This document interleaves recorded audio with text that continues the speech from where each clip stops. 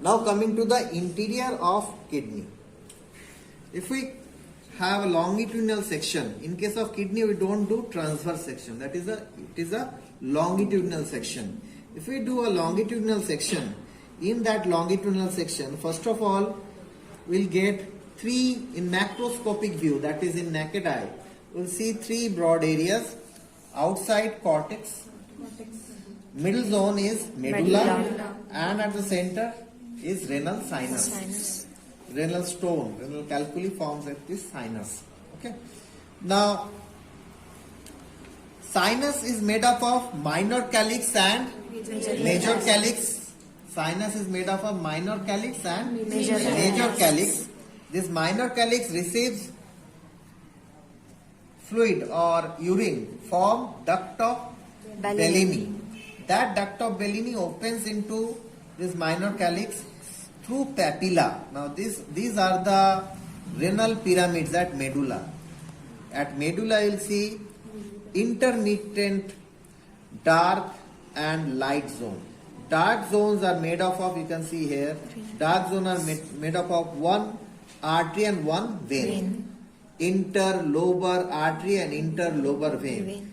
Between each, in between pyramids, you will be see this renal columns. In that renal column, which is dark in color, there is interlobar artery and interlobar veins. Now, these renal pyramids, base is outside or cortical side and apex is toward renal sinus. You can see apex is being received by minor calyx. Here also apex is being received by minor calyx. Here also apex is being received by minor calyx. Each and every apex of renal pyramid, they are being received by a minor calyx. This apex. So how the urine is collected? Apex.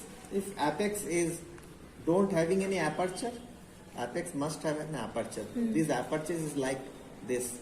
This is base and this is apex. So there is an opening. This opening is lip-like opening. So that is called as renal papilla. So what exactly minor calyx is receiving? Renal papilla. The urine is being collected through renal papilla. Okay. So these are the main thing. Renal pyramid and renal column, main feature of renal medulla. And renal sinus, what are the main feature? Minor calyx and major calyx. Now you come to cortex. Now these arteries give arcuate artery on both sides. Arcuate artery or archiform artery. If you have a close look, you can see a dark line just above the base of the renal pyramids. This dark line is of archiform artery, and those archiform artery gives some branches towards cortex and some branches towards medulla. Towards cortex they will give branches to form cortical nephrons, and if you see from close you will see some pinholes, as if someone have pricked with the pin.